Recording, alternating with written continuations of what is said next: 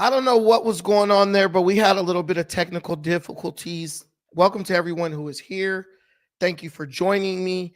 I was going to do pre-recorded videos for these two topics, but this stuff is quickly developing into a major scandal.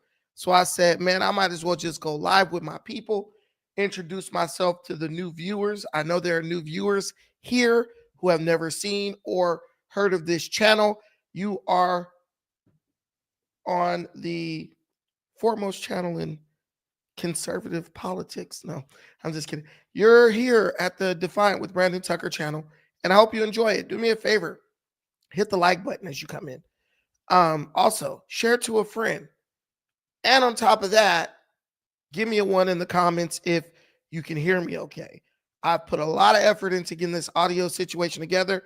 And guys, I'm not trying to jinx it, but I think I got it figured out. I think it was an issue with the cords I was using, so I changed them all.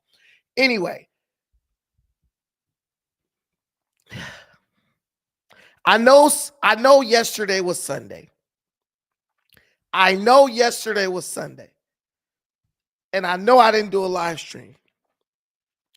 But the way things are going right now, I feel like a scripture is in order. Watch out for the leaven of the Democrat, which is hypocrisy. But there is nothing carefully concealed that will not be revealed, and nothing secret that will not become unknown. Therefore, whatever you say in the darkness will be heard in the light, and what you whisper in private rooms will be preached from the housetops. Luke 12, 2 and 3. I remember when I was a young boy, and sometimes, we would get in trouble, and there were like 7 of us.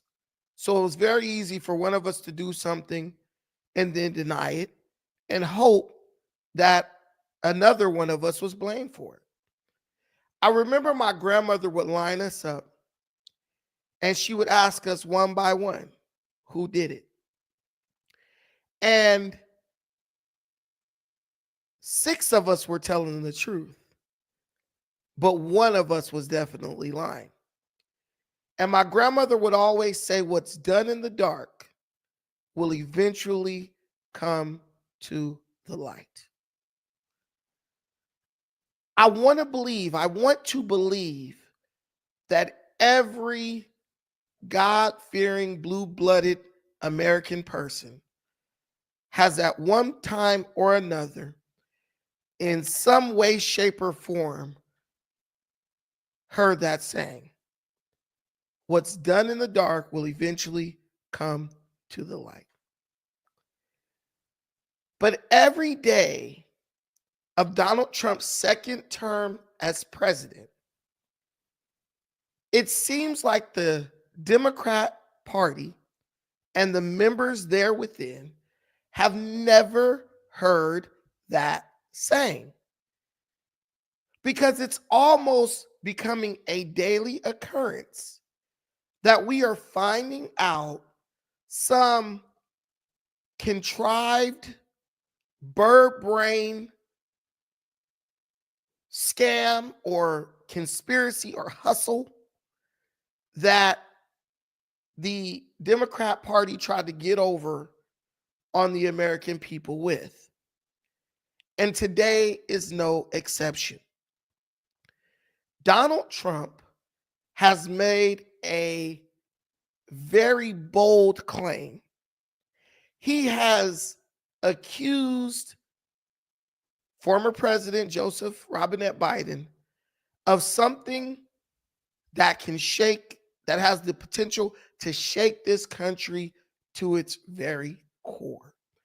Donald Trump, as of midnight last night, 12 a.m. this morning, has accused Joe Biden of basically being asleep at the wheel and not knowing that his aides were using autopen technology to sign executive orders, but most importantly, sweeping pardons that those staffers believed would give people who committed egregious offenses against the American people immunity from prosecution by the DOJ. People, including but not limited to Anthony Fauci, Elizabeth Cheney, Hunter Biden, and many, many more, essentially believed they were going to get away scot-free with the offenses that they have committed against the American people. Now, in this country, a person is innocent until proven guilty. But the idea that people could do things that struck at the very essence of what it means to be an American, the idea that people could challenge the parameters and rules and boundaries set in place by the Constitution of the United States of America and never be investigated to see if their reasoning or reasons for doing so were valid, to me, is absolutely preposterous. I'm saying this right, straight at you. What's more egregious is the idea or the possibility that the pardoning of these people was not agreed upon and confirmed by the President of the United States, but on the other hand, or on the totally opposite end of the spectrum, radical leftist liberal staffers who are supposed to be there to serve the president, but who may very well have basically took over, right? They usurped the power of the president, taking advantage of the fact that he was in cognitive decline. The idea that these people may have been making decisions, unelected people may have been making decisions that had a massive impact on the American people, is almost too much to even think about. I'm not exaggerating here. I live in California. I'm surrounded by liberal blue-haired freaks. To think that people with that mindset, people who have been radicalized and indoctrinated to that level, had the power of the pen to make sweeping decisions that affected every single American in this country, I mean, it's frightening. It's frightening. I'm going to play a quick video so that you can hear it straight from the man himself, Donald Trump, straight from his mouth, the challenge or the accusation that is being made. Let's tap in. Crooked Joe Biden got us into a real mess with Russia and everything else he did, frankly, but he didn't know about it. And he, generally speaking, signed it with autopen. So how would he know? That autopen is a big deal. I don't know. You know, they're having who's doing this? So when my people come up, Will and all of the people, Steve, they come up and, sir, this is an executive order. They explain it to me. And, 90% of the time I sign it. 99% of the time I say do it. But they come up and I sign it. But you don't use autopen. It's number one, it's disrespectful to the office. Number two, maybe it's not even valid because, who's getting him to sign? He had no idea what the hell he was doing. If he did, all of these bad things wouldn't be happening right now. But we're going to get you back into a great position, and we've already started. They say that we had the most successful first month of presidency. Not a long time, but it's still a lot. It's like if you're a golfer, sinking a 3-foot putt on the first hole gives you confidence to sink something on the second hole. But if you miss that first putt, you don't like to have the putt on the second hole and the third hole. It could be a very bad experience. It's nice to get that first month, and now we have more than a month. Now we have a month and a half, and it's going really, really well.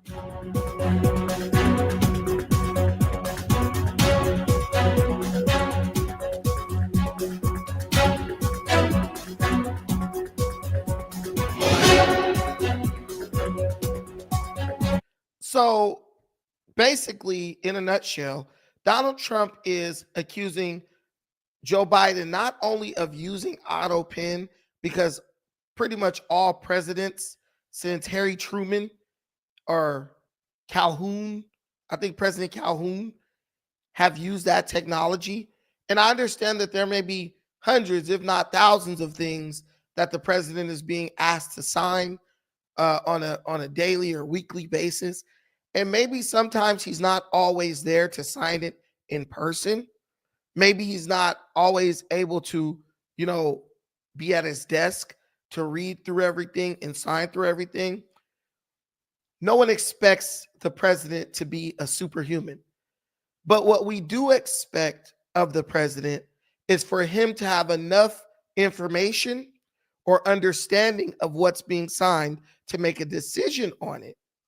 Either sign it himself or appoint one of his staffers to use the auto pen technology to sign it on his behalf. We get that. But what Donald Trump is accusing Joe Biden of doing is literally being asleep at the wheel.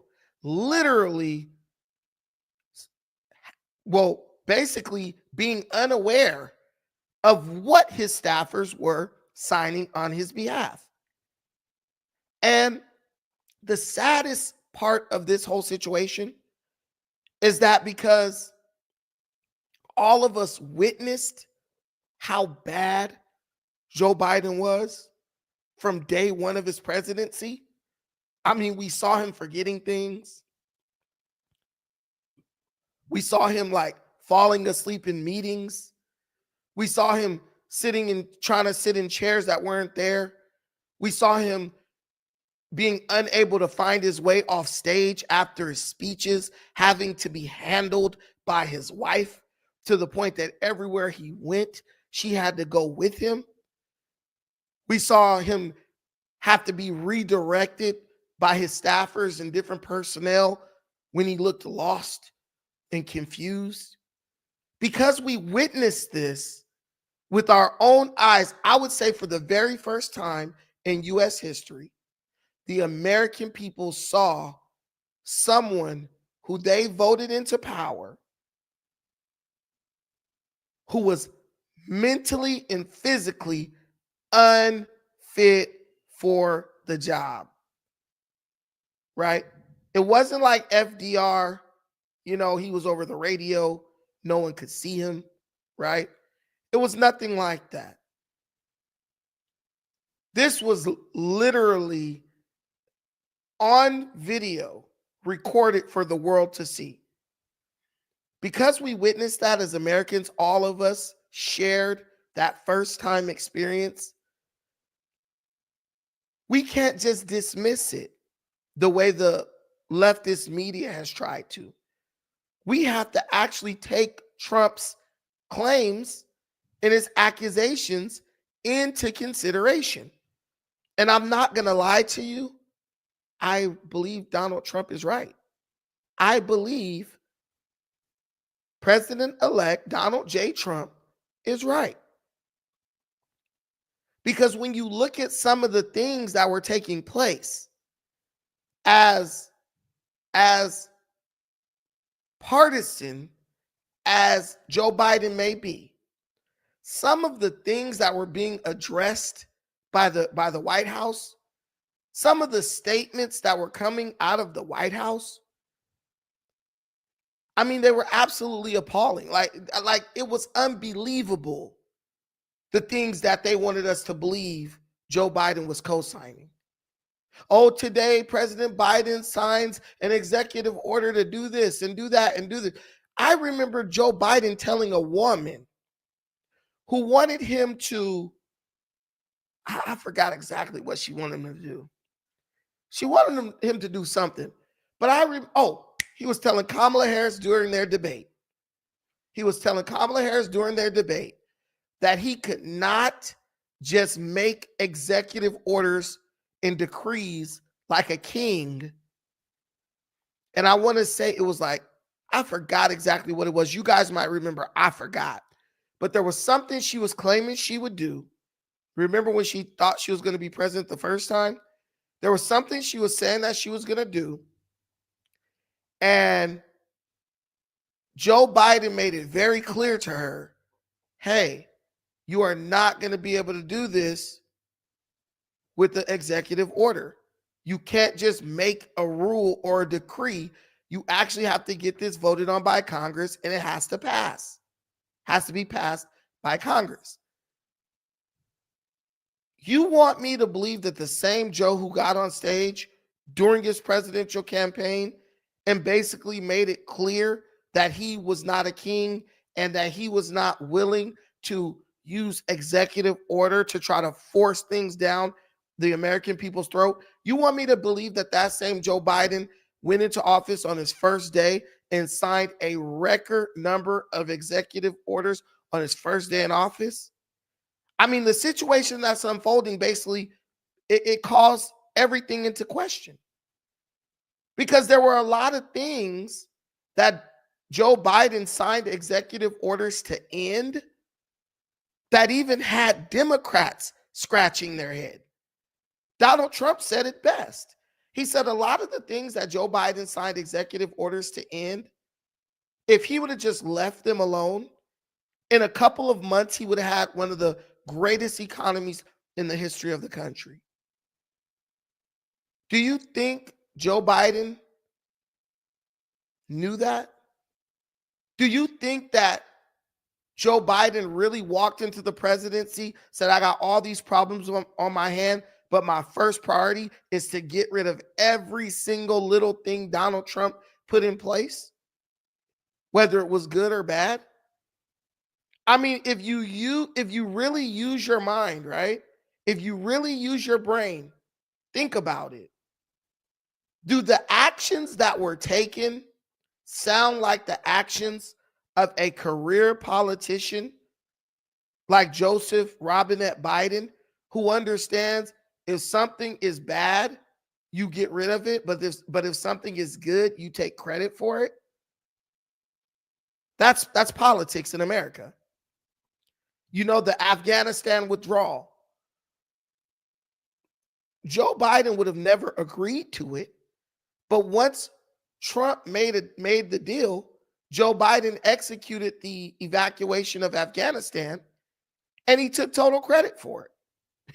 He was like, yes, through diplomacy and this and this and that, we were able to secure a deal to withdraw the troops from Afghanistan. He didn't orchestrate the deal, but he took total credit for it once he executed it. Do you think the same person who did that, the same person who took credit for Donald Trump's actions when it came to fighting COVID-19, you think that same guy went in the White House and said, you know what, I'm getting rid of everything Trump did, whether it was good or bad, which actually may have been one of the things that ended his presidency. Everything that was done as far as undoing the things Trump had did, that hurt Joe Biden in the long run when he couldn't get the economy back on its feet. When inflation was skyrocketing. Why would he undo all those things?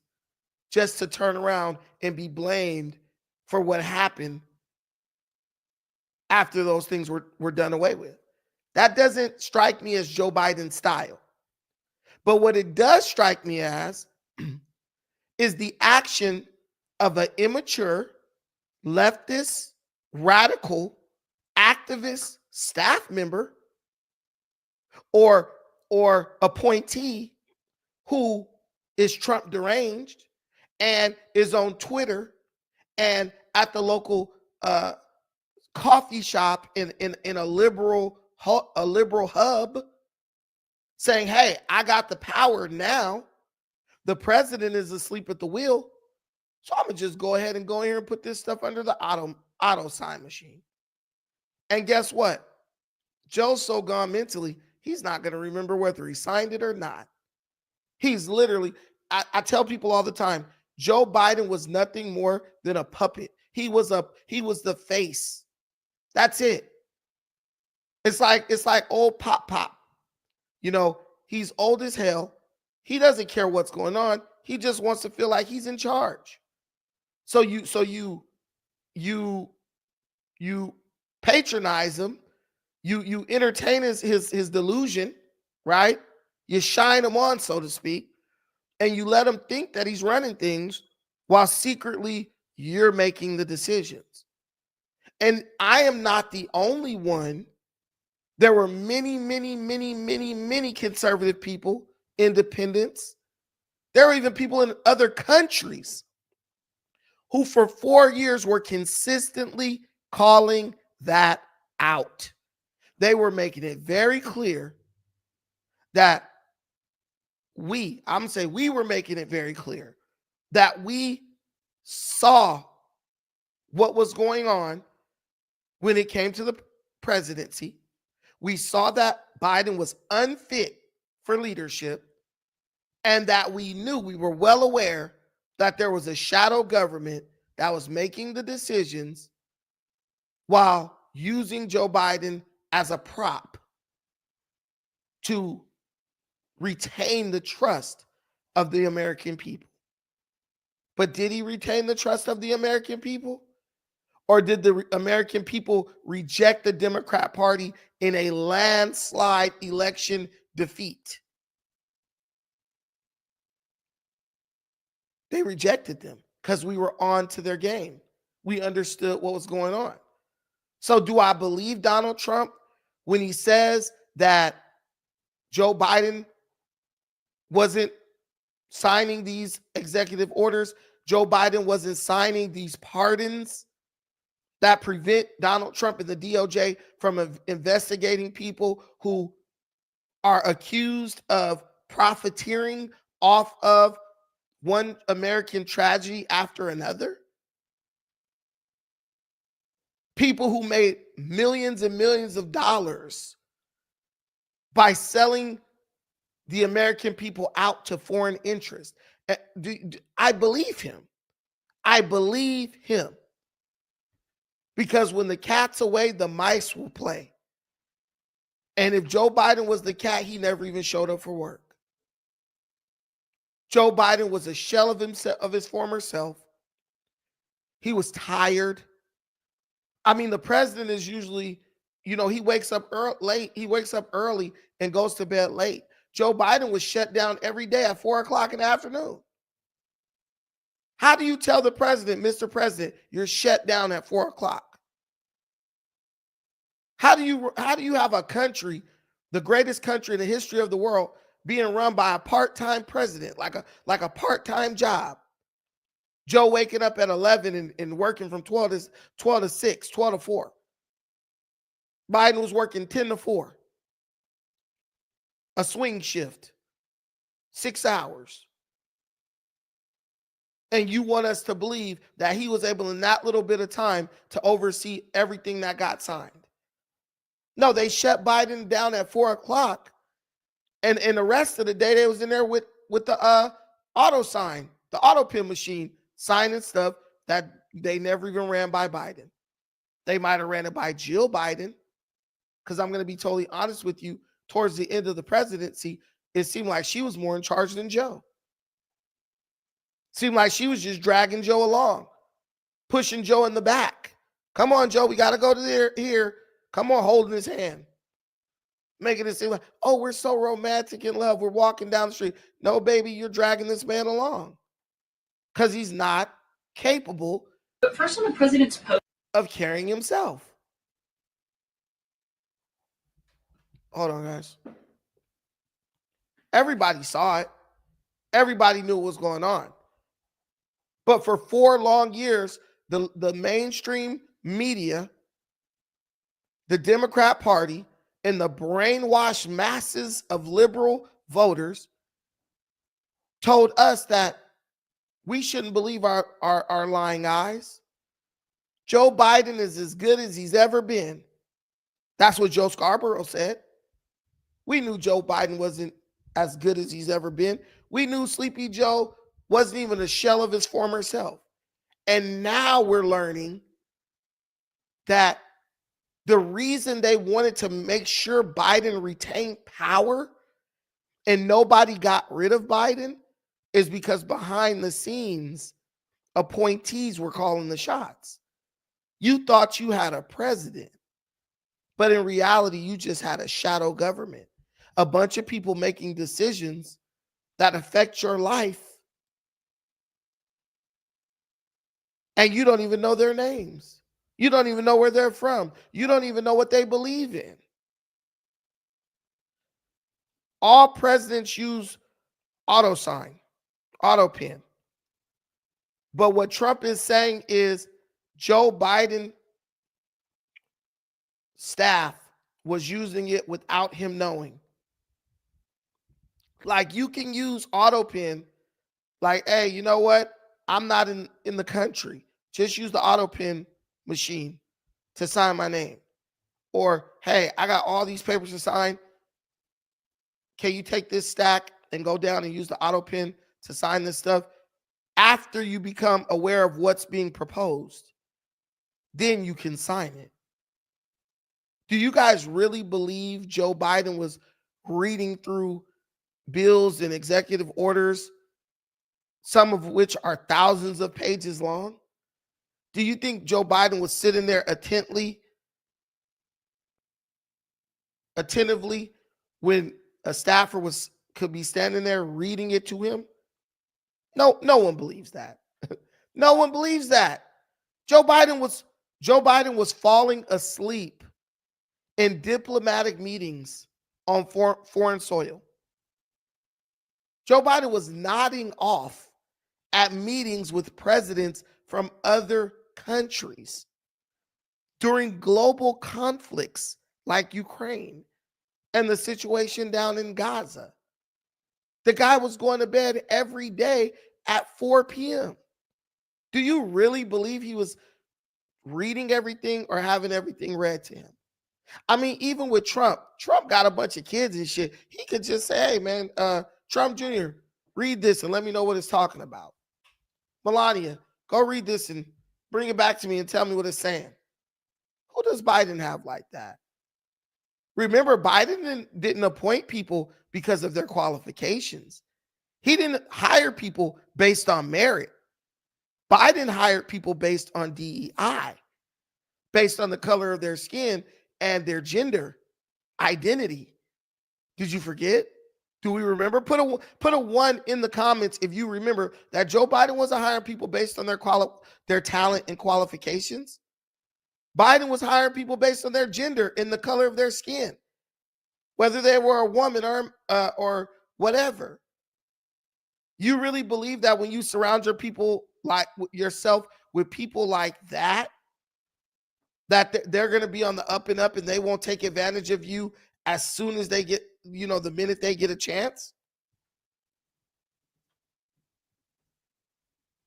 I want to bring someone up.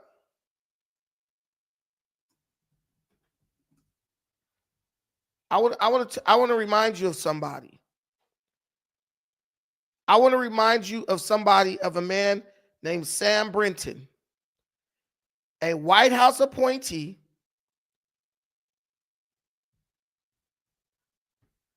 who was basically had to resign and was brought up on charges for stealing people's luggage.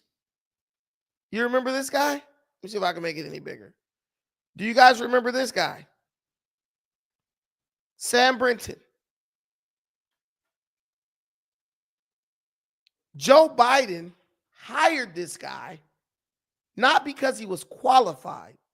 Joe Biden hired this man who thinks he's a woman because he was non-binary, a man who didn't think he was a man.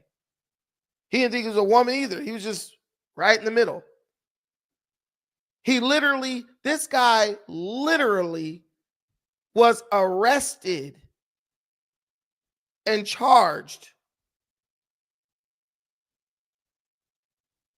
He was arrested and charged with stealing people's luggage at the doggone airport.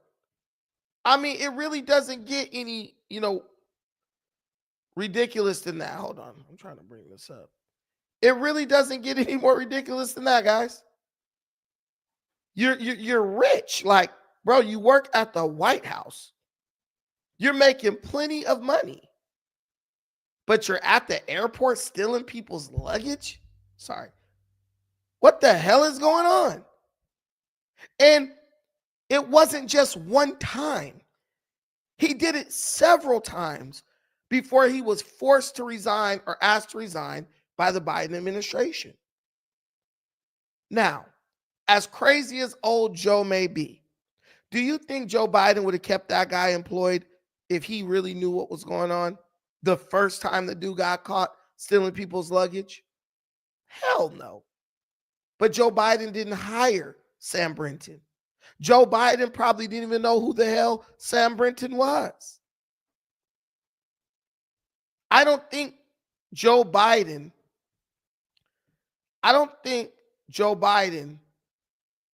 is personally interviewing and hiring the nuclear waste official for the White House. I don't think that. I don't think Joe Biden sits in front of the guy who's going to be in charge of how the United States disposes of nuclear waste. Hey, tell me what you think about the isotopes. No. Especially not Sleepy Joe. If he does do it, it's something that he's just being funny or trying to make it seem like he's a hands-on guy. But do you really believe that Joe Biden hired Sam Brinton? Non-binary Biden nuclear official charged with stealing a woman's $2,300 luggage at the airport.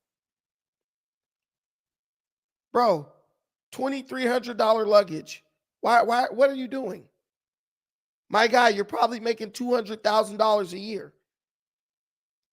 Not to mention speaking engagements and all the extra cash you're going to make for just working at the White House.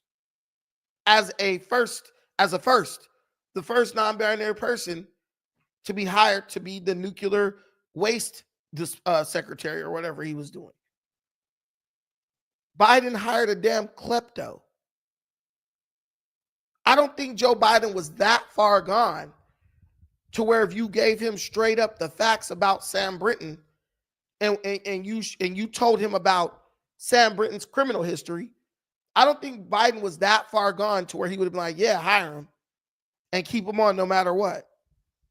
He wasn't hiring these people.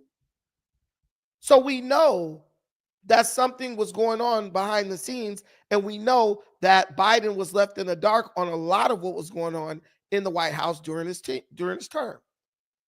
But because Donald Trump is calling it out, because Donald Trump is bringing it to the light, oh man, Donald Trump is crazy. Donald Trump is just making stuff up. Oh, this guy is delusional. He's unhinged. No, we already knew this stuff was going on.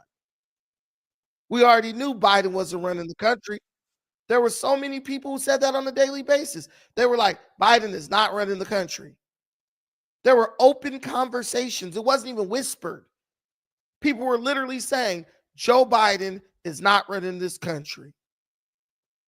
And now that we see what was going on with the staff, now that we see what was going on with these pardons, it's revealing, it's exposing the fact that Biden wasn't running the country because we can't even investigate.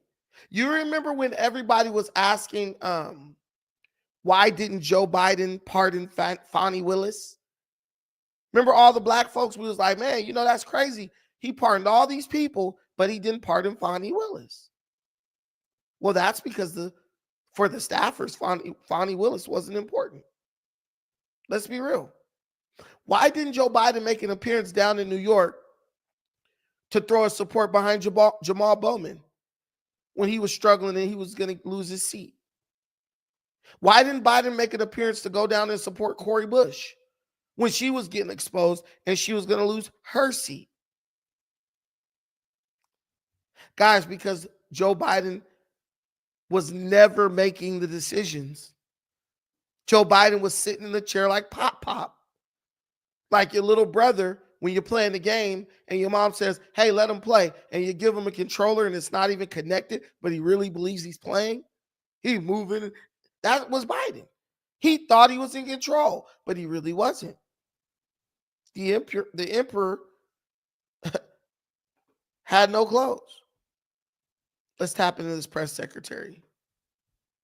The president was begging the question that I think a lot of journalists in this room should be asking about whether or not the former president of the United States, who I think we can all finally agree was cognitively impaired. I know it took people some time to finally admit that, but we all know that to be true, as evidenced by his disastrous debate performance against President Trump during the campaign. I digress on that. But the president was raising the point that, did the president even know about these pardons? Was his legal signature used without his consent or knowledge? And that's not just the president or me raising those questions, Caitlin. According to the New York Post, there are Biden officials from the previous White House who raised those questions and wondered if the president was even consulted about his legally binding signature being signed onto documents. And so I think it's a question that everybody in this room should be looking into, because certainly that would propose perhaps criminal or illegal behavior if staff members were signing the president of the United States autograph without his consent. Biden is on the record talking about issuing preemptive pardons to these people. But was he aware of his signature being used on every single pardon? That's a question you should ask the Biden White House. Is there any evidence on that he wasn't aware of it? You're a reporter. You should find out. Man, I absolutely love this woman. I absolutely love this woman. She is not spineless like Karine Jean-Pierre. She's not just up there, unprepared. I mean, thank God we've restored some order back to the presidency, back to these press briefings. The woman is sharp. I think her name is Caroline Leavitt. You guys correct me if I'm wrong. Thank God some order has been restored back to these press briefings. Not a bunch of I don't knows and you gotta ask this person, ask that. No, like answering the questions, but at the same time challenging the press to do their damn job. That's what's going on. Hey, I got some super chats. Let me read those. I didn't forget about you guys. He wasn't nicknamed Sleepy Creepy Joe for no reason. Martian Coon. Hey, thank you. Thank you, my brother. I appreciate that. Robbo, what up, my bro? Shout out Lindley Lee. Everything is coming to the light. 100%. 100%. Who is Lindy? Lindy Lee. Hi, Lindy Lee. Hey, Rob told me to shout you out. I don't know who that is. Lindy Lee. Shout out from Defiant. Shout out from yours truly. Appreciate you.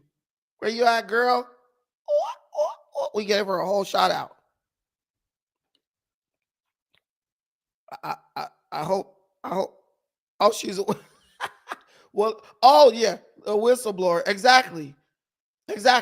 And more whistleblowers are going to come forward. But isn't it crazy that you have people who have so little integrity that they could see that the country is not even being run by the president-elect? And they'll just sit there with their lips sealed while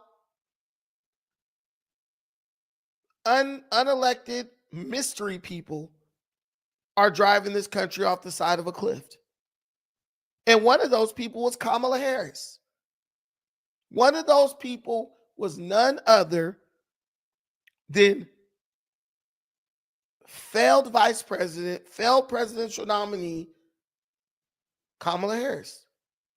She knew what was going on. But I know Kamala, she's like, look, man, as long as they tripping on Joe, they ain't tripping on me, Lord. I'll take it. FBA salute to you. She was like, I'll take it. Because she knew the minute they got off of Joe, they was going to get on her. I'm really just like, there needs to, part of me wants a massive, I'm going to be honest with you. Part of me wants a massive investigation. But then there's another part of me that's just like, let's just work moving forward to keep these people as far away from the presidency as possible. Well, because what's going to have more fruit? What's going to bear more fruit? Shout out to my boy Truth 884 in the building, always rocking with us. What's going to bear more fruit? Doing an investigation. So all the Democrat shills, like Charlemagne the God and all these people, can just dismiss it and say, oh, it's corrupt and Trump is corrupt and he weaponized the DOJ against his political, this type thing. You know what they're going to do. They'll dismiss it. They'll find any way to excuse or rationalize the nonsense. Or the American people recognizing that there is an enemy within who is seeking to gain control of this country, not to run it in the best interest of the American people, but basically to sell it off to the highest bidder. We recognize that, and then we keep that in mind when we go into the voting booth in November, when we go into the voting booth during the midterms, and keep these people out of power. The Democrat Party is already, I feel like they've fallen, like they're on their last leg. Are we gonna deal the death blow and just end it to where they have to create a new party or reinvent themselves?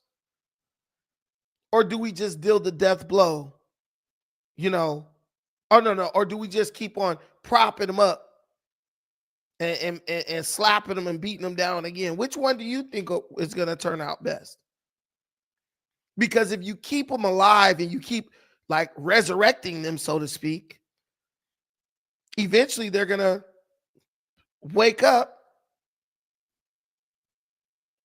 and figure out a way to get back into the White House. That's what they're going to do.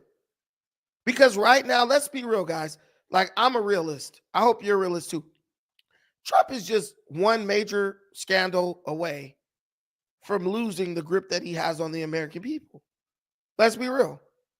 There are a lot of people who sided with Trump or decided to ride with Trump this time who honestly, they're hanging on by a thread. Any little thing, any stiff breeze of wind will blow them back to the Democrat side. They're not going to know why they're going back. They're just going to do it because they're like, these are the people who are basically ruled by the propaganda and the mainstream media. There are some people who, Kamala was just so bad. They couldn't bring themselves to vote for her, but they would have happily voted for Gavin Newsom or any of these other crazies. It's always like that. It's always like that. Shout out to Tough on Paper. Just getting in the building. But it's always like that. That's why I'm telling you, it's no point of trying to really go after these people. These people are criminals. We know that. But I would say chart a course forward, then let the American people forget about it, then come back and get these people. Then come back and get these people. Because you got to kind of let them think everything's all good, and then you slap charges on them. Guys, do you really believe that President Joseph Robinette Biden couldn't find out who brought cocaine into the White House if he really wanted to? Let that sink in. Do you really think that Joe Biden, as president, couldn't have found out who brought cocaine into the White House if he wanted to? Of course he could have. But when you have a army of staffers around him, keeping everybody away from him until they give him his injection and kick him out on stage to go and speak for 10, 15 minutes, how do you ever know what Biden wanted to do? How do you know that people are actually honoring his wishes or saying, okay, pop, we're going to do it, and then never doing anything that he said? I feel like Joe Biden was fighting a war within his own party, hell, within his own administration, as well as fighting a war against the conservatives. Like you saw what happened at the end when they got rid of him and brought Kamala in. They had no respect for the man. So when I see the lack of respect, does that make me believe that they would sign some executive orders without his permission, without his knowledge? Of course. Biden was like a prisoner in his own administration. Because if he comes out and says, hey, someone's signing executive orders without my knowledge, that's going to make the American people believe that he should have never been president. Whoa, bro got people signing stuff that he don't even know about? Oh, no, we got to get this guy out of here. And his own party would have turned on him. The media Mike speaks. Brandon, I don't think there's no side to go back to. The Democrats are pretty much done. The people probably won't vote next time. That's all. No, that's true. I think a lot of people just won't show up to vote. But you never know. Never underestimate your opponent. Never underestimate your opponent. And never underestimate the gullibility of the American people. Like, let's be real. Never underestimate the gullibility of the American people.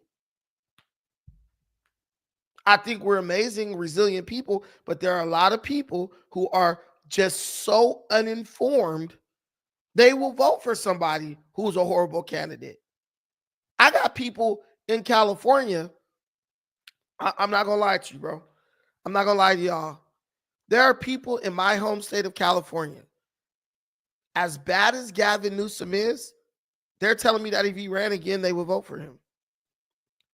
That is not a lie. That is the truth. As bad, as horribly as Gavin Newsom has run this state, there are people who are saying if he ran again, and the person who ran against him was a Republican, they would vote for him. True story.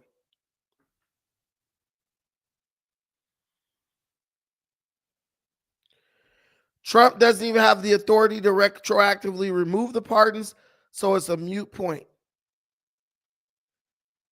No, well, that's the whole thing. If the pardons were never valid, Trump doesn't have to remove them.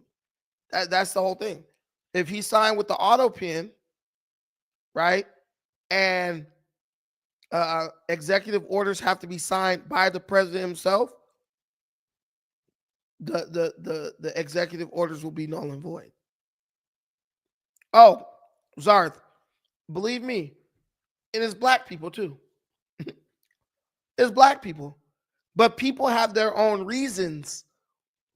They have their own selfish reasons for supporting corruption, right?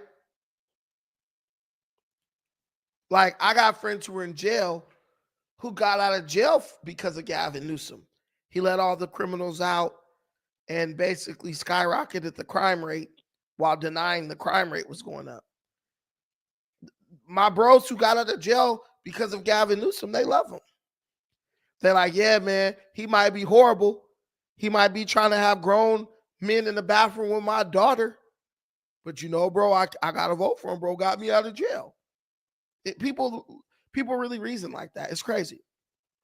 But we're going to slide over into our next topic. The scandal continues. Guys, please don't forget to like, share, subscribe to the channel if you have not already. Also, feel free to bless us with a super chat. Guys, we have our monetization back. It took us a year to get this monetization back. Let's use it. Let's use it. Right now, my ad revenue is on par with my super chat revenue. Super chat revenue comes from live streams. If you love live streams, support the live streams so I can keep doing them. You can't, I do not want ad revenue to beat human revenue because I love getting paid by my people. I love my people paying me. If you pay me, I work for you guys. You guys get to determine what we're talking about, how we're talking about it, how long we're talking about it, and all that. Plus, if we get 5 super chats, I'm going to give you guys a little bit of celebrity gossip because you guys, did you hear about the situation that happened with Dejon Paul at Rolling Loud? They just had Rolling Loud here in LA at the SoFi Stadium. I don't know if you guys know who Dejon Paul is, but he's this LGBTQ black dude who is always on No Jumper. As you know, I'm over there on No Jumper from time to time. And some mess happened with him, some tea, as they call it. And I want to throw a little bit of celebrity gossip on the end of this one. So let us get the 5 super chats. We're already at 2. Let's get 5. And we're going to go in after this segment where we talk about AOC. We're going to talk about the Dejon Paul, have a little fun. That's what we do. That's how I want to do. We're going to work first. We're going to get informed, and then we're going to have a little fun. Okay, so AOC, Andrea Ocasio-Cortez, has been exposed. How did she get exposed? Well, a beautiful woman who used to be a senator named Kyrsten Sinema recently called AOC out as a pure hypocrite concerning the situation with the government shutdown. As you know, Chuck Schumer voted with Republicans recently to keep the government opened. For doing this, as a reward for his bipartisan effort, remember the goal is to be bipartisan, work together, right? As a reward for his bipartisan effort, Chuck Schumer was slammed by young Democrats, young Democrat representatives, such as Andrea Ocasio-Cortez, for not holding out and allowing the government to be shut down. Even as they criticize and vilify Donald Trump for laying off government workers, the Democrat Party encourages Chuck Schumer to shut down the government. That would not only act, that would not only see more government employees laid off, but would freeze the pay for all government employees until the government is reopened. And this is what I'm trying to point out. These people say one thing on Monday, and by Friday, they're saying something different. I mean, it's like they don't even know the meaning of the word hypocrisy. Like either that or they just believe that their base or their constituents are so dumb that they could say one thing on Monday and say another thing on Friday and no one will remember. I don't know how they get away with this crap and still manage to get people to vote for them. I don't understand it. I do not understand it. But what I want to do really quick is I want to play this video because the big situation with AOC is that she is criticizing Chuck Schumer for not using the filibuster to hold up the vote to keep the government going. But just a few years ago, she was attacking Senator Kyrsten Sinema for using the filibuster against her fellow Democrats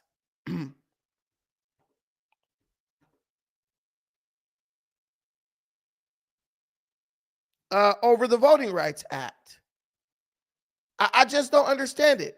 One minute she is against the filibuster, and then the next minute she's for the filibuster. She wants to use the filibuster. And she is being called out by everyone. Every single person who is paying attention to this situation is calling her out on her hypocrisy. And there's a distinct difference, I believe, between the Democrats of old and the new, young, quote unquote, progressive Democrats. See, at least the old Democrats would try to hide what they were doing, or they would try to like say it in a way to where they didn't look like hypocrites. But the new Democrats, right? The new Democrats, they don't care if you think they're hypocrites. They don't care if they say one thing one day and say something else. They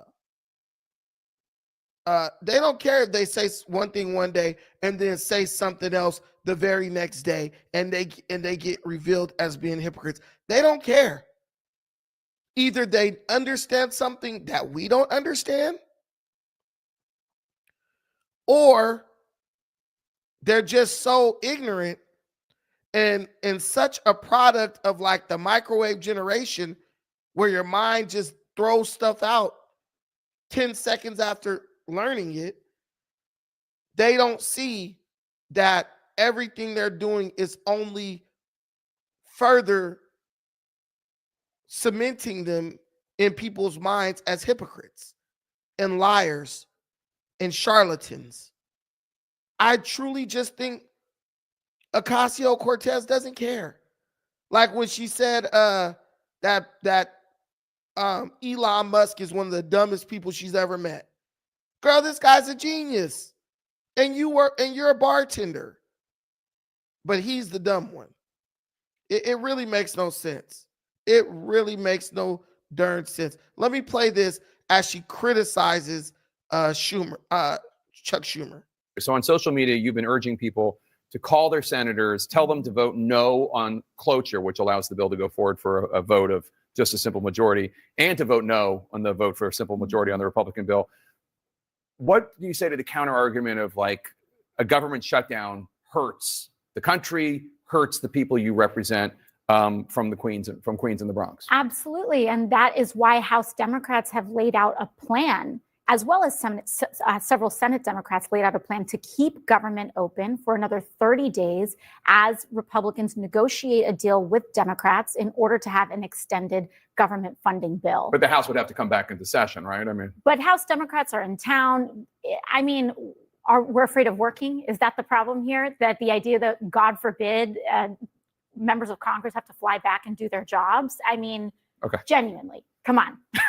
So Chuck Schumer, I guess the Senate Democratic leader, your senator, said at this meeting that he is going to vote for cloture. He is going to vote to allow there to be a simple majority vote. You think that's wrong? I believe that's a tremendous mistake. Yes. Why? I think, well, first and foremost, the American people, if anyone has held a town hall or has seen what has been happening in town halls, American people, whether they are Republicans, independents, Democrats, are up in arms about Elon Musk and the actual gutting of federal agencies across the board. This continuing resolution codifies much of this chaos that Elon Musk is wreaking havoc on the federal government. It codifies many of those changes. It sacrifices and completely eliminates congressional authority in order to review these impulsive Trump tariffs that he's switching on and off. And on top of that, for folks who are concerned about effectiveness in government, this Republican extreme spending bill removes all of the guardrails and all of the accountability measures to ensure that money is being spent in the way that Congress has directed for it to be spent. Yeah, she can say whatever she wants, but Congress ain't directing the money to be spent in a way that's needed for the American people. Congress is sitting around while agencies and different government entities are squandering billions and billions of dollars of taxpayer money, and then said, uh-oh, SpaghettiOs, we don't know what we did with it. So it's like she's arguing for Trump to allow Congress to do something that for the past 4 years, Congress has proved that they can't do. But it makes sense because she's a congressman, right? Of course they want power, but what are you doing with that power? What did you do with that power for the past 4 years to improve the lives of Americans? Nothing. Nothing at all. Because all these people care about is getting reelected. I want to play this video of Andrea Ocasio-Cortez going after Joe Manchin, West Virginia Representative Senator Joe Manchin, for keeping the filibuster. Then I'm going to play a video of her recently criticizing Chuck Schumer for not keeping the filibuster. In order for us to really pass major legislation, immigration reform, voting rights, etc., we need to abolish the filibuster. Now, the reason the filibuster is a relic of Jim Crow is because this absence, this use of the filibuster. She wants to get rid of the filibuster at this point. She hates the filibuster. She goes even as far as to try to evoke slavery, Jim Crow. The filibuster is a relic of Jim Crow, right? That's gonna get all the black folks on board. Slave owners, southern states that were favorable to racism and slavery, they like the filibuster because it helped them. It allowed the minority to prevent the majority from passing bills, right? So she was against the filibuster. She wanted to get rid of it 3 years ago. I'm gonna keep playing this. In this loophole, kind of went completely unnoticed. No one really did it until people started to challenge Jim Crow laws on the federal level. And from there, the filibuster and this loophole became the favored ideal of segregationists, or rather the favored tool of segregationists to block civil rights legislation from passing and being signed into law. And so what can we do about the filibuster? We need to get every single Democrat on the record in the Senate on their position on the filibuster. There is a shockingly large amount that will not commit to their stance on the filibuster. And we have to make sure that we're lobbying not just Republicans. They're kind of a lost cause in some ways, some of them especially, but Democrats, because a lot of this issue are Democrats that have this like romanticized idea of what the filibuster is, what its importance is, etc. I mean, there are literally members of the Senate. Hello, state of Arizona. There are senators from Arizona who issue ridiculous statements talking about like the completely false, advancing very false notions that the filibuster was intentional or it was like some grand compromise or design. All of that is a fantasy.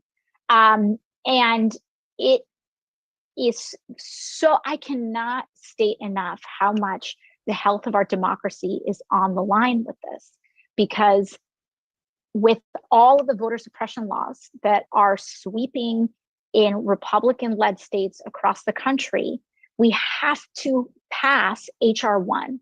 We do not pass H.R. 1 until Democratic senators get their act together and abolish the filibuster. And we're running out of time. So we have been very vocal about it, but we need to put a lot more political pressure on on these Democrats in the Senate that are dragging their feet on filibuster reform. Because I mean, I'm very concerned that they are failing to appreciate how delicate this political moment is. And, you know, if you think Trump was an aberration, and if you think that he was just a one-off and nothing like that can ever happen again, I don't know what to tell you.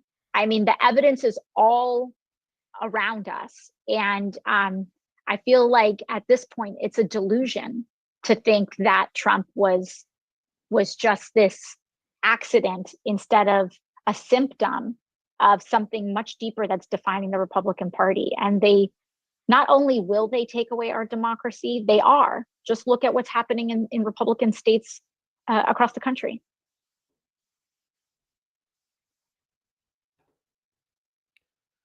Okay, so now I'm gonna play this other video where AOC is calling for the filibuster. She's calling for the filibuster now. This woman just sat there and talked about ending the filibuster 3 minutes passionately. We need to end the filibuster because it's a relic of Jim Crow, blah, blah, blah, blah, blah. And the Republican senators and congressmen, they're a lost cause, but they believe this and that, and we need to end the filibuster. You all heard her, right? Now, why all of a sudden, if you look at her on Twitter,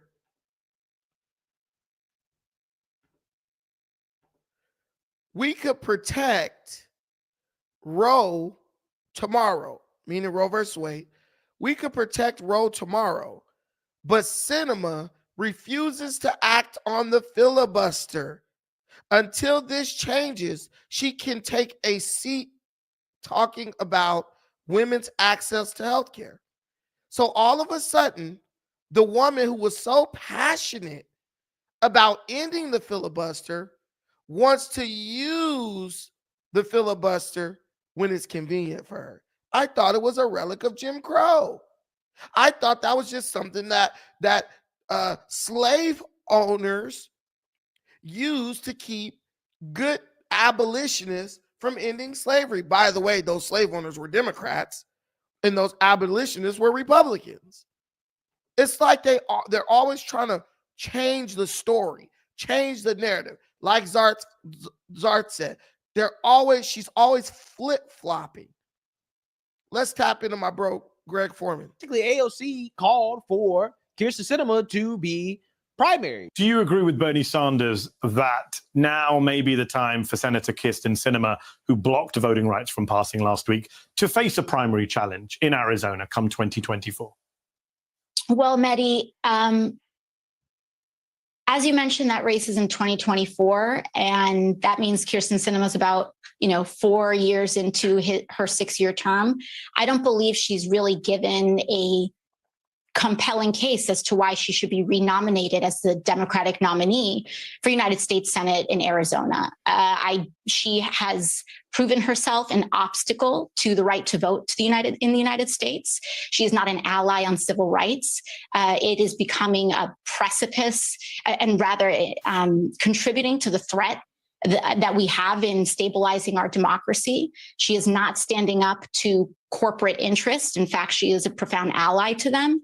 And I believe that, she is not doing what voters in Arizona. This woman wanted to get rid of Kyrsten Sinema. She wanted her to lose her job because she would not get rid of the filibuster. Because she wouldn't, because she refused to end the filibuster, because she wouldn't vote, to get rid of the filibuster. Now it's crazy. She's calling for a filibuster. Allegiance to the actual people of this country than special interests. Right? Basically, she was like, yeah, I'll support her opponent. And that's exactly what AOC ended up doing. But now it seems as if Kyrsten Sinema was right. And AOC agrees that Kyrsten Sinema was right, because AOC is the same individual who called to abolish the filibuster. Now, years later, she is one of the main supporters of using the filibuster to shut down the government because she doesn't like President Trump's agenda. And she went on CNN and boohoo whined and cried about Chuck Schumer voting to overcome the filibuster in order to allow a simple majority vote in order to keep the government open. Take a look. Obviously, a lot of this depends on the Senate Democrats holding together. I know where you stand on the filibuster. So I'm curious what you thought of Senator Sinema's op-ed, where she made this defense of keeping the filibuster. And she wrote, would it be good for our country if we did this, basically using the getting rid of the filibuster, only to see that legislation rescinded a few years from now and replaced by a nationwide voter ID law or restrictions on voting by mail in federal elections over the objections of the minority? Look, the argument she's making is, let's say you get rid of the filibuster, you get all of this progressive change that you would like to see, and then all of a sudden the roles are reversed and everything gets rolled back. Is that a good enough defense to you for the filibuster? No. I mean, it's essentially an argument of saying, well, why do anything at all in case something in the future may change it? Political systems all across the country, all across the world, pass legislation with majorities, and they're fine. And frankly, here's the thing, is that Democratic legislation, once enacted, is popular. Leader, your senator, said at this meeting that he is going to vote for cloture. He is going to vote to allow there to be a simple majority vote. You think that's wrong? I believe that's a tremendous mistake. Yeah, and I haven't even mentioned the hypocrisy of the Democrats basically arguing that shutdowns are so terrible, right, that they're the end of the world. And now they're actively advocating for a shutdown, something that they claim is going to hurt so many people because they want to stop Trump, right? Kyrsten Sinema basically has called out AOC. Okay, she is G-checking AOC on X as she quote tweeted one of AOC tweets where she said, quote, we could protect Roe tomorrow, but Sinema refuses to act on the filibuster until that changes. And we've already covered that. But yeah, so basically, typical AOC hypocrisy all over again. You know, her constituents aren't even paying attention to it. All they care about is when she's able to go to some gala and wear a $500,000 dress by Vera Wang or something like that. It's all about celebrity with these people. They're no longer voting for people who are the best because they're the best and most qualified for the job. They're voting for people now because to them, politicians are celebrities. And when you vote for someone based on their celebrity status or their ability to draw, news cameras to themselves, 9 times out of 10, you're not going to get someone who's working for you. So this woman is right now advocating for the shutdown of the government, even though she is one of the many Democrats who acknowledges what a negative impact it will have on the American people. But they don't care because they are totally willing to step on you and set the world on fire if that's what it takes for them to get power, to gain and retain power. Like, people used to be honorable. There used to be some politicians who were statesmen and stateswomen. They had principles that, superseded or overruled, their personal ambitions. Not anymore. These people will get up there and say anything. They'll say anything to get up in one of these seats, in one of these House seats. And it's just a crying damn shame. I'm not going to lie to you. Shout out to my boy Truth884 for the $5 holler in the super chat. Shout out to my boy JP from the LB for the $5 holler in the Cash App. I know some of you might not have a super chat, your cards connected to YouTube or whatnot. We also have Cash App. We also have PayPal. I believe both are pinned to the top. Yeah, both are pinned to the top of the chat in case you want to contribute to the stream that way. Now we're going to move over to a little bit of hip hop news. Recently, LA media personality Dejon Paul, former host of No Jumper, was confronted by a group of men at LA's Rolling Loud Festival. Unfortunately for those men, the incident did not go the way they planned, because Dejon Paul, though he may be a member of the LGBTQ, bro put hands and feet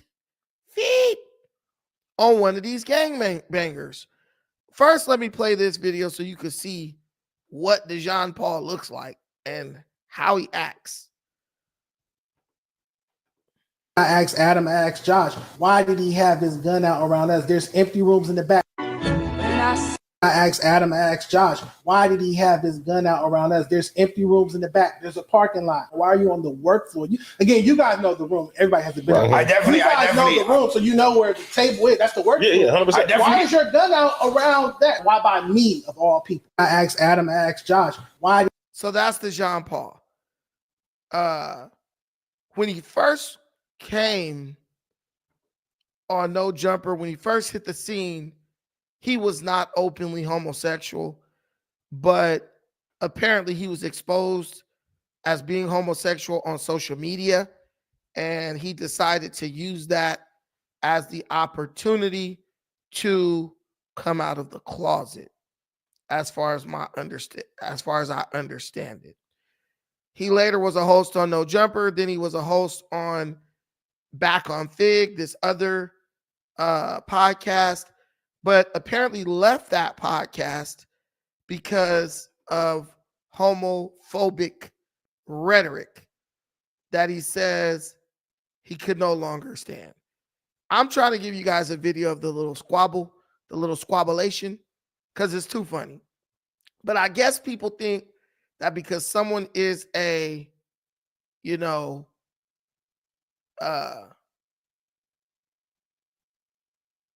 homosexual, I guess that means, I guess they think that that person is soft. But I'm going to tell you, as a person who has lived in LA my whole life, I've grown up around people who have an alternative lifestyle. And just because they are, they have an aversion or a preference for the same sex, that doesn't mean these dudes are like sweet when it comes to the hands. Imagine. Out his socks and actually landed on top of him on the ground. I've never seen a scarier sight. This is like falling down and looking up and seeing a Mack truck falling on top of you, bruh. This is a fatal life or death situation right here, bruh. So Dejon falls on top of him, and before Dejon could really start swinging and digging him in, pause. Now Dejon is an openly homosexual man, so hold on. He probably got to worry about not only getting dug out by the hits, but Dejon could have dug him out with the, with the love muscle. You never know, bro. Dejon's a diabolical human being. Dejon could have taken that man's manhood if he wanted to, which is why I'm not fighting no mooks. Once the dude hits the ground, his homies were apparently nearby, and they began to help him up.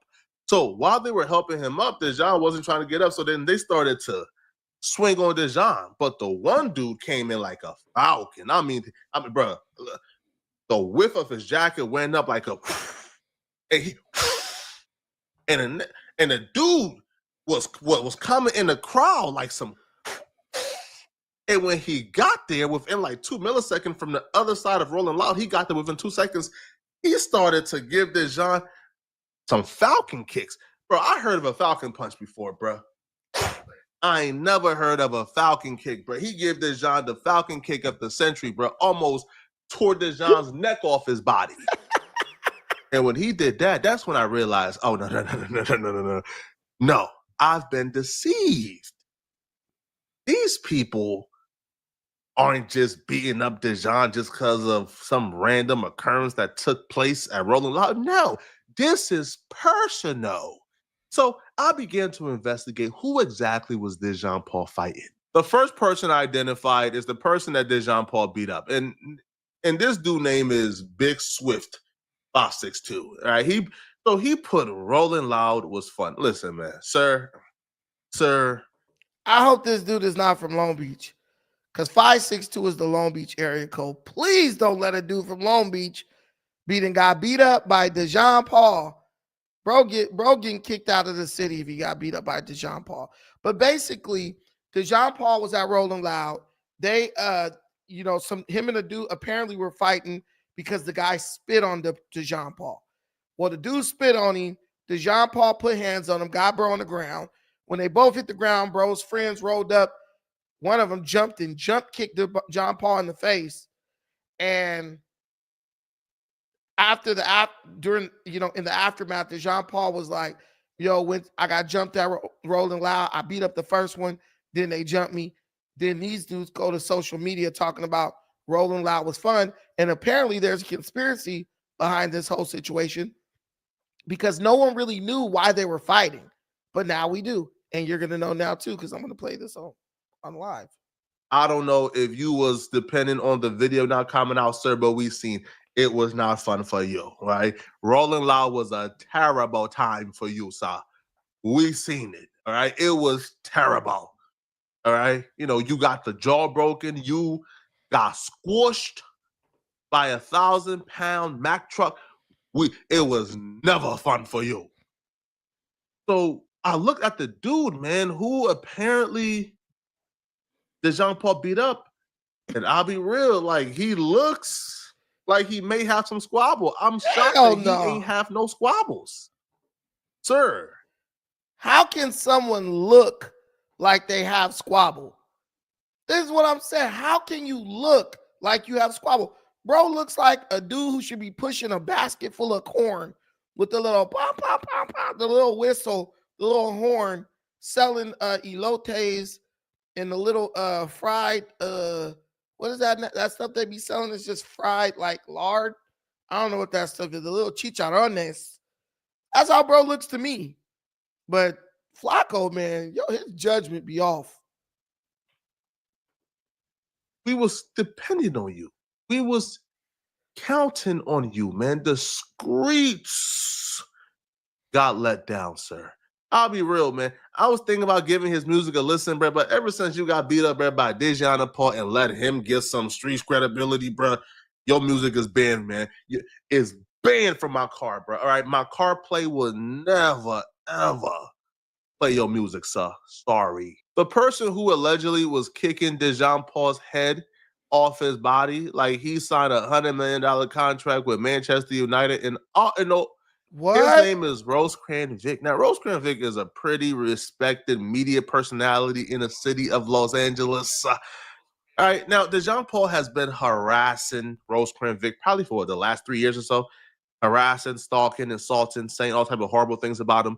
So I'm unclear exactly why the fight started, but Rosecrans Vic put some emotions in that kick, bro. He's been waiting to. Yeah, but it's still lame as hell. Dejon Paul is not no physically imposing dude. If Rosecrans Vic has an issue, why didn't he fight Dejon Paul? And why did bro send his homie to go handle his business? Like, bro, bro is a punk. That's what that boils down to. Bro is a punk. Like, you are fighting a man. Now, let's be real. Dudes think that dudes who are homosexual are not as masculine or as manly as a straight person. You had to jump a gay dude who's like 5'6" with a big ass belly, bro. Like, you could have just danced around, bro, and got bro tired. Y'all jumped him, and y'all expect clout off that. Like, maybe Flacco might respect that. I don't respect that. You know what I'm saying? I don't respect that. I don't respect jumping anybody. If you got an issue with a man to man, squabble up, let it be done right then and there. You got your boy embarrassed, and now you looking like a clown. You even got me talking about you, which is sad. And I'm gonna clip this part out and put it over on Notorious BDT channel, just so y'all can, have that clip. But yeah, dude, this doesn't look hard at all, dude. I'm questioning everybody from Rosecrans at this point. Cause y'all jumping Dejon Paul, bro. to do that for a minute now. And respectfully so, I'll be and getting beat up. real. If they didn't jump him and Rosecrans Vic caught the one and did that, I would say that was justified, bro. But you can't jump no homosexual, so that's a hate crime. I didn't make up the rules, sir. That's just the rules, bro. You can't jump no homosexual, man. That's out of pocket and trifling. I'll be real, bro. I don't like Dejon, but that's trifling activities. But the question is still at large. Why did they beat up Dejon Paul? He's large for sure. I wouldn't even say they beat bro up. They got beat up and then they had to pack bro out. Yeah, look at this dude. Could you imagine yourself jumping this dude? Let's be real. How soft are you if you feel like you got to jump this dude? I'm just asking. Does this dude look like I have to be worried about this dude beating me up? Like, just throw hands with bro. If you get him, you win. If he gets you, that's it. Because they thought bro was just going to bow down and run and be scared. But bro ain't outside in LA openly gay because he's scared, bro. He's not, especially all the stuff people didn't said about people and people didn't said about him. But I don't know why Flacco don't like bro. I'm a hit Flacco up and ask him what's his issue with Dejon Paul. Y'all might see me on No Jumper again because I would really like to know what's his beef with bro. And I would like for him to, tell me in a very public way. But that's the situation going on. LA is like a movie, man. LA is going crazy right now. First, Rockstar 2800, then this situation with Dejon Paul getting jumped and beating somebody up. Man, this is like, it's going to be a very interesting summer. It's going to be a very interesting summer in LA. So if y'all want to have some fun, save your coins and come out to LA this summer because I promise you won't be disappointed. It's 24/7 drama in this place. And it don't show no signs.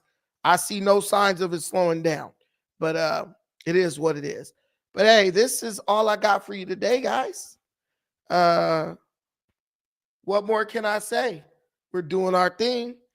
We are at the Fortress of Solitude. Y'all show love. I got 3 out of 5 super chats. The goal was 5. I got 3. I'm grateful. I'm thankful. I'm humble. You know what I'm saying? And we're doing a bit of a pivot on the content, which is a good thing. We're trying to make this channel. We want this channel to be able to compete with the big boys. You know what I'm saying? I just got back from Kenya, bro. Nigerian with attitude. I just got back from Kenya. I'm gonna be back in Kenya 2 months. 2 months at the soonest. Cause I just made a double trip to Kenya. I'm letting my butt cheeks get a break from sitting on them long plane rides. Shout out to my girl Michelle N. She's in the building. She's not just Michelle N. She's Michelle in the building. You should change your YouTube handle to Michelle in the building. But thank you, my sister. Michelle got us 1 super chat away from 5. She got us 1 super chat away from our 5 super chat goal. I think we should try to hit the goal. What do you guys think? I think we should try to hit the goal. How about this? You guys ask me a question and I'll answer it. Let's play a game. You ask me a question, I'll answer it. I will answer 3 questions right now. Anything you ask, I will answer 100% honesty. Will not lie to you. There are people who know me personally on this channel. They will know if I'm lying to you. 3 questions, I will answer honestly.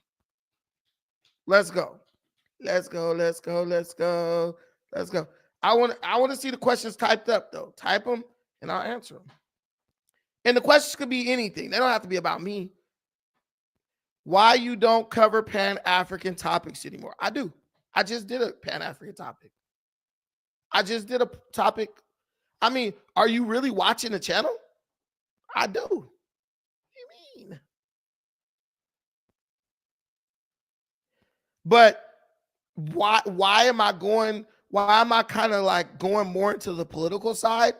I'll be honest, to me, it's not really seeming like the people who are watching Pan-African content, it doesn't seem like they want political content and I don't really understand it. I've spent a lot of time trying to like explain to people Pan-Africanism is a political ideology. So for it to work, you have to be aware of what's going on politically around you. And that's kind of what's going to dictate to you what moves you should make next. But if you don't want to pay attention to nothing, I mean, what can I say? What can I do? You know? But I look at anything concerning Black people as Pan-African, because Pan-Africanism literally means Black people everywhere. It doesn't just mean Black people in Africa. It's Pan. That means all, or globe, or world, you know? So, yeah. So if I talk about Lil DJ Daniels, he's Black. That's Pan-Africanism, right? More specifically, I'm talking about the Pan-Africanism as it pertains to us in America. It's very hard for somebody who's from America to talk about other countries. I don't live there. I don't really know the inner workings of that place. But I'll bring somebody on to talk about that. I'm not going to sit up and criticize and give opinions on other countries while ignoring what's going on in this country. But I do talk about, Pan-African topics still. I just did one. What is this? Okay, let's do last week. Okay, so I know I did a video about Congo. That's right there. Blood diamonds for Trump. Talked about Rockstar. They're Black. That's somewhat Pan-African. Then I talked about African Americans rejecting proposed U.S. AID payouts. That's a Black issue. Little Yachty exposing BLM. That's a Black issue. Do Black conservatives hate the Black community? That's a Black issue. Then if we go to the lives, I did the one about Umar, Pan-Africanism, Deutsche, industry plant. I did the one about, then I talked about Paul Kagame on this one. That was 7 days ago. Then I did Charlemagne, Michelle Obama. I debated the liberal dude. I mean, this is still a primarily Black channel. I don't know what y'all talking about. So I don't know, but I do talk about Pan-African topics. But you know what? Also contribute to the stream. I'll remember you guys, and guess what? I'll be like, hey, bro, likes that Pan-African content. I see a good topic, but it'll still be here. I'm not going to really change what I cover. All I'm doing is the name change was, because I worked with some people to get my monetization back. And I was talking to them about, keeping the channel healthy and basically, making the channel to where it could support me even if no one donates, right? And they were like, in order to do that, you're going to need ad revenue. To get ad revenue, you're going to need more people watching. To get more people watching, you're going to have to make your channel more welcoming to other groups, all people, which it already is welcoming. But when you have Pan-Africanism on the Pan-Africanism strikes back on the handle, one, you're going to alienate a lot of Black people, because a lot of Black people are like, they don't like Pan-Africanism for some reason. Then second, you're going to alienate other groups, because they're going to be like, other groups think like if you're a Pan-Africanist, you hate white people or hate Asians or hate whatever. So I just gave it a title that's more welcoming. And guess what? If you look at my backdrop, it still says Pan-Africanism Strikes Back. If you look at my cover on my channel, it still says it. So we're just opening up. We're growing up, guys. We're getting older. And we're trying to we're trying to get everything to come together. I'm gonna be 40 soon. I'm not no like young dude. Like, I want my channel to be big so I could like live off of it. So I could do this shit for a living, not be like answering to anyone except you guys, of course. So let's just do it together, man. Y'all can help me reach my goal, and I'll help you guys reach your goal, whatever that is. Michelle, shout out to my sister for the $2 holler in the super chat. Okay, what do you think about the Sahel Alliance right now? I honestly I promise you guys I wouldn't speak negatively about the Sahel. I told you guys I will wait and see when it came to Traoré. But I think it's falling apart. I just read some stuff about Niger. They're having a bunch of problems now. I think it's only a matter of time before Burkina Faso finally admits to what's really going on over there, because all we're getting is all this good news. But what I'm hearing from some people I know is that those Muslims are still taking ground. The Muslim extremists are still taking ground in Burkina. So Traoré took the mantle of leadership, but was he really the right man for the job? You know, I honestly think France was helping them fight back against the Muslim extremists, but it's just crazy to me. But hey, look, I wish them the best. I wish them the best, but I still think they should have elections, democratic elections. And if these guys are as loved as they say they are, they should have nothing to worry about. You got to legitimize the situation. And once you legitimize the situation, then you can start working with people from outside the country. But you don't want to get a situation where Russia ends this conflict with Ukraine, and then they're in Burkina Faso having their way because Traoré is not really a qualified leader. And so he's looking to attach himself to a Western or a larger power, right? Hopefully that's not what he's doing, but who knows? There's very little information coming out of that country. People make it seem like, oh, there's all types of outlets. No, they're not. No, they're not. Because if there was so much information coming out in French, somebody would be talking about it in English. They're just saying that. But I don't like any type of dictatorship. I'm against that. So you want to kiss white MAGA, but like the black conservatives for a check. Music. Does black conservatives have money? I don't know. I am a black conservative, so I don't know what you're talking about. But okay. Whatever you want to say, buddy. That's what you wasted your question on. What do you think about black entrepreneurs in the States? Are they more divided or sharing resources? Man, I think the black entrepreneurs, many of them are doing great.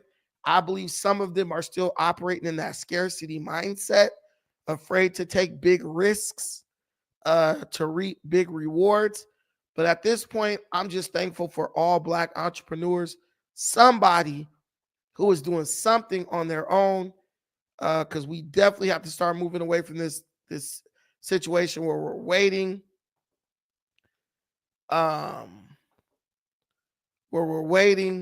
for, the white man to give us a check or whatever. Vira, I don't get it. Explain Viral Way Podcast divided. Tell me what you mean by that. But yeah, we can't just sit up and just be looking for the white man to drop a paycheck on us, whether it's at your job, or it's just in the form of reparations. I'm gonna make a video tomorrow about reparations. But honestly, man, I don't know about y'all, but as I'm getting older, I'm realizing a lot of these people ain't gonna have no retirement. A lot of black folks are not putting themselves in a position to retire. A lot of them, instead of buying assets like homes and stuff, because homes are hella expensive right now, a lot of them are like choosing to like travel and use their money for recreational purposes or trick it off. If you're not gonna if you're not gonna stick to the traditional vehicles or methods of retirement, you need to start moving in the direction of entrepreneurship. Some of us do know how to run businesses. I am very confident that I can run a business in America, because I run a business in America, and we were running another business, but we ended up shutting that down.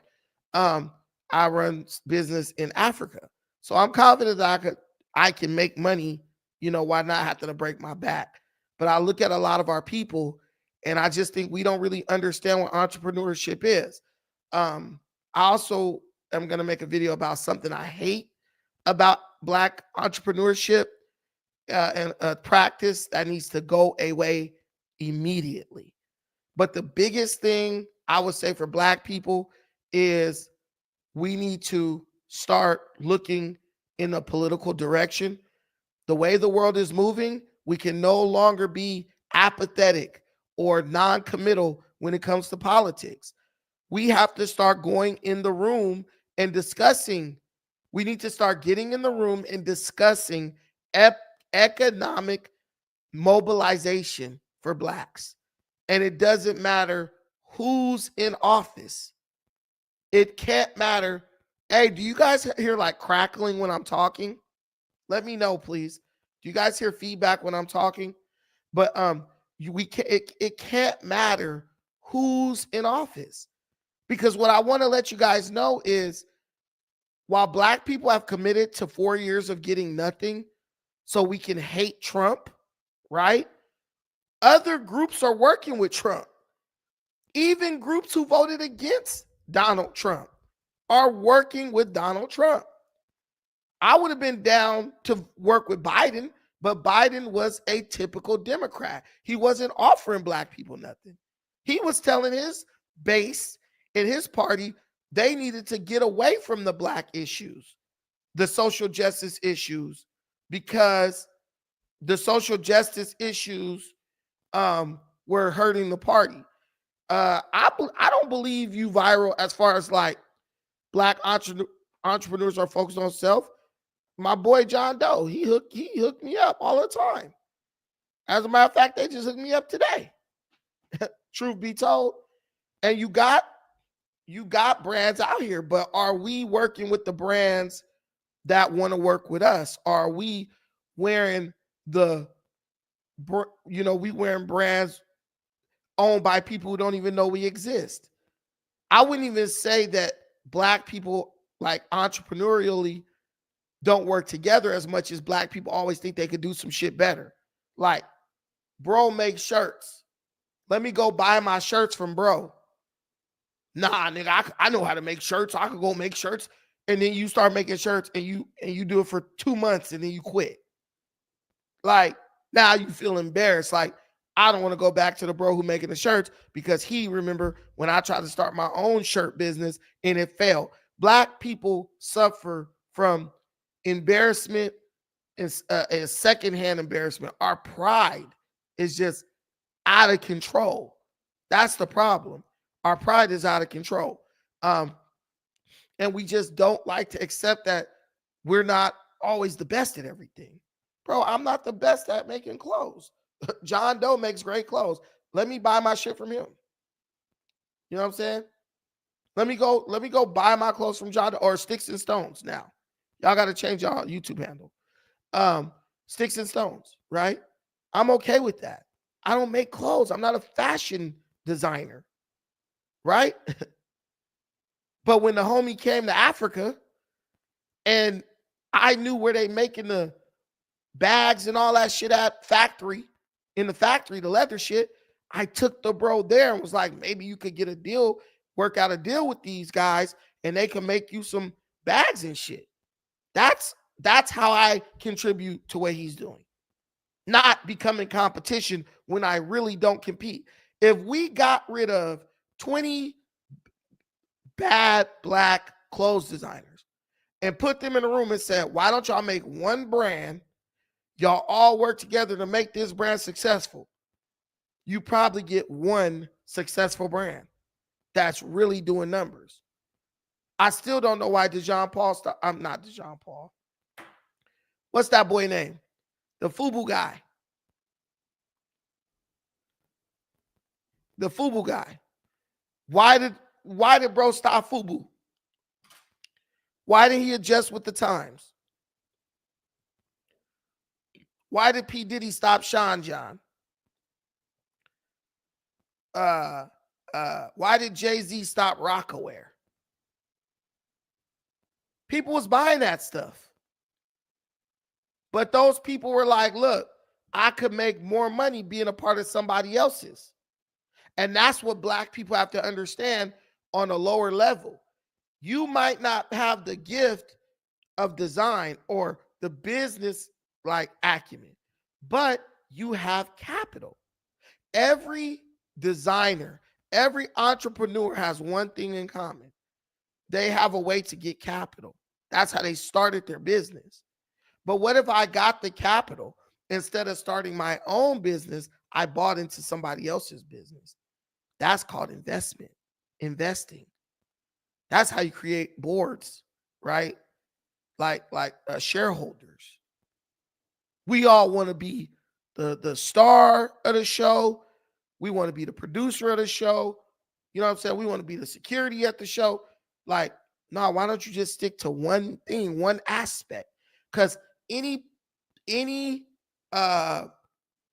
productive thing, anything that actually is successful, it takes a bunch of people doing different things coming together to make it a success. One person got to run the concession stand. One person got to run the stage crew. Another person got to run the security, right? Another person got to run the ticket booth, right? All those people come together. Another person got to get on stage and perform. Somebody got to get on stage and be the backup dancer. Another person got to run the mics and handle all the audio, right? And visuals. When all of them come together, you got a successful show. Now imagine all those people split up and was like, man, I'm gonna do my own show. They wouldn't even get one show that garnered them the profit that the show that they came together on garnered. We tried with the homies in the city. They didn't want to work as a collective, I bet. Sean John ain't belong to Puff and Rockwell ain't belong to Jay. Well, they could have bought it. They got enough money. When they shut it down, you could have bought them out. Come on, bro. You telling me Jay and Puff didn't have enough money to buy out Sean John and Rockwell? Easy. Those companies folded, nigga. That mean they died. Like you could have probably bought a whole warehouse full of their shit for like pennies on the dollar, being honest. But yeah, guys, we are in the building, but we about to be out. Coming to you live from the Fortress of Solitude. I got my cup from this coffee shop I went to a long time ago called Bloom and Plume. I never drank out of this cup in my life, but this has become the studio cup. It is doing its job. I'm drinking tea. My throat is not 100% pause, but it is getting back to its original strength. Pause. But yeah, if you guys want to throw topics like, hey, talk about this, whatever. I like white racist. If you want to throw topic suggestions or anything like that, you can hit my email.